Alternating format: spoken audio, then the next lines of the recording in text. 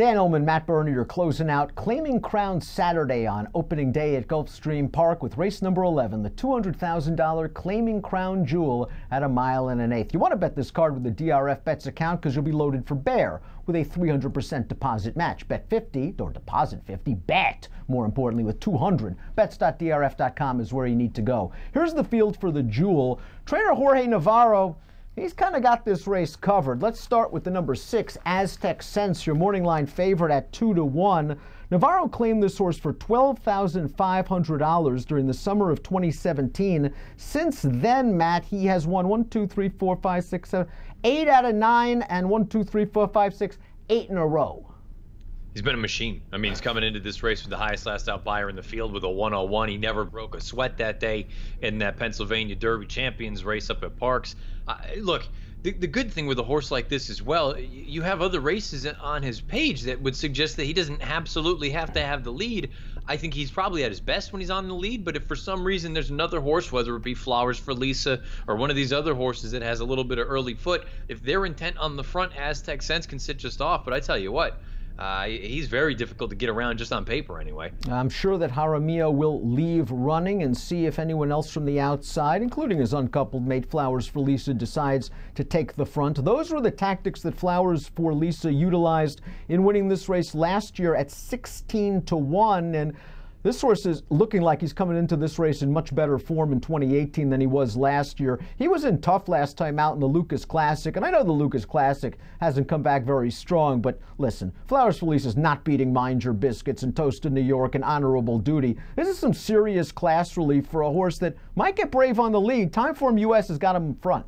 Yeah, and look, if it plays out that way, I think you've got to be sweating if you didn't use anyone else or you don't have this horse, whether you play in the pick 5 or the Rainbow or anything else like that. I mean, this is a horse that on his best day we know what he's capable of. The fact that he was able to win from the far outside draw in this race last year, I mean, that's nothing to sneeze at. Going 1 1/8 at Gulfstream, that's not an easy task.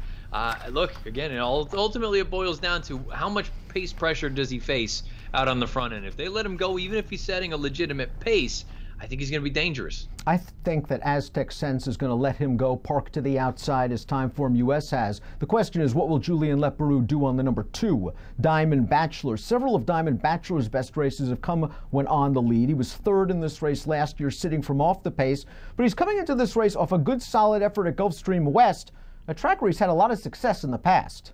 This horse to me is at his absolute best when he is pushed. You need to get into him and send him along, and that's kind of what we saw in that most recent run, that starter allowance at GPW. And then you've got other races on his card that would suggest that, you know what, when you use him early, he can get a little bit brave. The problem is, more often than not, he ends up sticking around, he's hanging around, and then he just gets tired at the very end, and he has to settle for 2nd, 3rd, or 4th. To me, that would be the case to be using him in here. While he's run well on dirt in the past, it is worth mentioning he's 0 for 23 on the surface, and he hasn't won a race in over 2 years. The 3rd Navarro entrant is Zulu. Zulu sold for $900,000 as a 2-year-old in training. He was claimed by Navarro for $20,000 on June the 24th. It's a tough game, but it looks like that Navarro has gotten Zulu in relatively decent form. They put blinkers on last time out. He got a good pace in that 1-turn mile race, and he ran okay. I'm just not sure about this distance, despite his pedigree. Yeah, I mean, we've talked about Zulu a number of times, it feels like, when all those races when he was a hot 3-year-old for a minute, and then when they continued to try to make him a graded stakes type, ultimately just never boiled out or panned out that way. I agree with you about the distance. It feels like he is better probably at that 1-turn kind of configuration. The problem is there's not a race for him like that here in this situation. It'll be interesting to see what you get from him. Again, the only thing I would always throw out there, throw out Navarro at your own risk. He finished ahead of a next out 87 buyer winner in his most recent start at Churchill. If it's not Navarro, maybe it's trainer Robertino Diodoro, who sends out the number 8 Chris and Dave. Chris and Dave has won 2 out of his last 3 races on the New York circuit, and he beat 2 next out winners most recently on October the 11th, with buyers of 86 and 76, those last out winners. Here's a Diodoro fact. Past 5 years, older dirt routers coming out of a win off a 45 to 60 day layout, that's almost 40% winners, and it's almost a $6 return on investment, and this horse is versatile. I liked him earlier this year at Oaklawn, but he has really gotten good recently. Yeah, now I'm a little bit curious what your thoughts are. Did he move up substantially on that sloppy seal track most recently? I think so. Because, look, he's certainly a nice horse, and he's run big races in the past, but I had a hard time getting past the idea that he really just relished that wet going. And if he doesn't get that on Saturday, I'm not suggesting he can't win with the form that he's shown on a fast main track, but I just think he takes his game to that next level when it's wet. No, I think that's a fair point, to be sure. I think he's better on a wet track, and we'll see what we get on Saturday. Diodoro also represented by the 3, St. Louis guy, who took on the hot Dr. Blarney, the Massachusetts bred, last time out at Delaware. All Dr. Blarney did after beating St. Louis guy was come back and win a restricted stake with a 92, run second at a regular stake with a 91, run third in a Swatara last week with an 89. St. Louis guy fits with these horses, and he ran a big fig 3 back at this distance. I was going to say, if you think that he's going to run that race that he did 3 back, he is in here with the puncher's chance. He's an honest horse. He usually shows up with some sort of a solid effort. Very rarely do you get a complete dud out of him. Again, at this distance, that really could be the difference maker for a number of these horses. How many of them actually want 9 furlongs? We know he does. Now, if it's not Navarro and it's not Diodoro, maybe it's the king of the claiming crown, Michael Maker, who's got a couple in here, starting with the 10 Bad Student. This 17-time winner. Maker dipped in for 40 to take this horse. He was the beaten favorite last time out over a wet track, but I kind of trust Maker when he claims horses that you're like, really? Is he claiming them and running them in a stakes race right off the bat? Here's why. Past 5 years, older dirt routers, first off the claim, 45 to 60 days, good solid number. 27% winners, 227 ROI. Bad Student's just a racehorse. Yeah, and that's the thing. He just shows up and runs. He's honest. He's blue collar. Career best fig of 90. I think he's going to need to get close to that run that he had 3 starts back in order to be a true player. But you brought it up.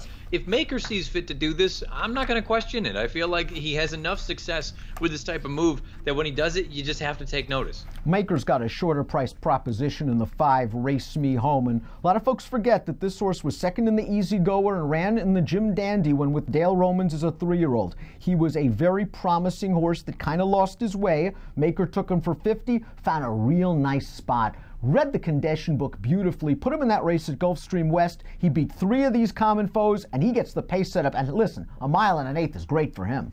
I think the other thing, too, about that starter allowance at Gulfstream West, the idea that the main track at Gulfstream West usually plays to speed, and the fact that this horse was able to come from a few lengths off of it.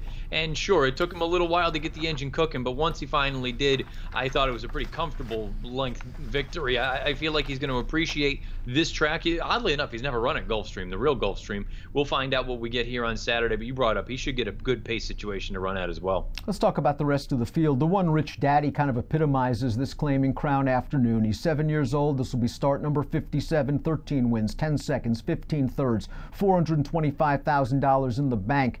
He just shows up every time. I thought he ran well last time out. No match for favored Fat Man in a race with no pace. Yeah, cool old boy. He's going to show up. He's going to come with a deep, long run. I would imagine it's going to be an instance where he's going to need the pace to really heat up to have a chance. I think the Connections would be happy to get a piece. I wonder where Prince Tito is from a form standpoint. He went away for the summer. He's had 2 runs now, both at Gulfstream West. Maybe he just didn't like that surface. He's done well at Gulfstream, but boy, I couldn't find the excuse last time out behind Race Me Home. Yeah, we've discussed too, whenever you have a horse that comes back off of a layoff and 1, 2, or 3 starts, none of them are particularly strong, that's got to be a concern. That's kind of how I feel about this horse. These 2 races off the layoff haven't been impressed. It's only been a 30-race losing streak for Juan and Bina, who won his career debut, was stakes placed in start number 2, graded stakes placed in start number 6, was it? He's still eligible for a non-winners of 2 life. He's a half-brother to West Coast, which proves that sometimes breeding isn't everything. He's been in against a sharp horse, Vincero, lately, but Vincero came back out of the most recent race to win a $30,000 beaten claimer. My heart's with Juan and Bina. You and I have been rooting for him for a while. It just seems like a tough spot. I'm not sure about a 1 1/8. I was going to say, I don't know about the distance, but if you are going to use this horse, he could be one of those horses that you know that he's not. I shouldn't say that. I shouldn't say Don't do it. He's probably not going to win, but he can run second or third 15 times from 31 lifetime starts. You brought up the fact that he's got a famous younger brother. That's why this horse is still a full horse, I would imagine. The Scotsman, I thought, ran well in his first time around 2 turns on dirt most recently. I thought the jock was a little bit conservative with him early because I think he was afraid about whether this horse would have enough stamina to last the distance, and he passed a couple of tired horses late. He's a 3-year-old taking on some real tough veterans, but at least you can say we probably haven't seen his best yet. Yeah, I agree with that. I think this is going to be an interesting kind of case here where this is probably a middling price in there. I think he's going to float up from whatever the number is. He'd probably be in that double-digit range. And again, you may not necessarily have seen his best foot forward just yet. And he clearly has an affinity for the main Gulfstream track with a victory and a second-place finish from 2 lifetime starts. I do think he's intriguing. Capital Letters was 5th in this race last year. Tough outside post position. I wonder if Robbie Alvarado just has to take him back and opt for one run. That's what happened last year, and they picked up a very minor award. He does have tactical speed if they want to get him into the race. It's just a question of how wide do you want to go going into the first turn. I mean, 1 1/8 post 13, that's not easy at Gulfstream. I think if he was better drawn, they would be inclined to use that sort of tactical ability, sit him mid-pack. The problem is, if you're hung so far outside, you're going to be hung wide if you try to get into that sort of middle pack position. I think their best option is to take back and try to make that one run. Unbridled Holiday completes this field, and this horse has improved with the addition of blinkers in his last 3 starts. All 3 of those races have come on turf. We won't hold the race 4 starts back against him, running against Gunnevera. Maybe a little bit overmatched that day, but I think he might be more of a turf horse. I agree. I mean, look, these last 3 races, they've all been respectable, but they've all come on grass. And his dirt form as a whole, not particularly inspiring. Pick time in the Claiming Crown Jewel. We close out the opening day Gulfstream card with our top selections. I'm going to go with the number 6, Aztec Sense. Boy, listen, he's going for his 9th in a row. It's just hard to knock a horse like this. I hate to take a short price in such a big race, but it looks like that Navarro, again, has found a good spot for him. Yeah, I agree 100%. He's just moving along so well, and the fact that he has that little bit of versatility, I think that could be a giant piece, because I think he does his best running when he's out there on the lead, but with Flowers for Lisa drawn just at the outside, it is nice and heartening to know that he doesn't absolutely have to have the lead to be as effective. I agree with you. I picked him 2nd in here. I love that Maker took Race Me Home 2 starts back. He has won, I believe, 3 of his last 4 or 4 of his last 5 2-turn dirt starts, and I think he's going to get a good setup. I have to use him as well. Yeah, and really, I keep going back to that fact that main track at Gulfstream West, it's not the easiest to make up ground, and the fact that he was able to do that, I think it bodes well, especially if the pace heats up in here. Give me numbers. 5, 6, 7, 8. 6, 7, 8, 5 for me in the Claiming Crown Jewel, race number 11 at Gulfstream. It's opening day Saturday. Enjoy it with a DRF Bets account. Deposit 50, bet with 200. That's 300% if my math is correct. Sign up at bets.drf.com. An approximate post time for the Jewel, 5:06 Eastern. Good luck.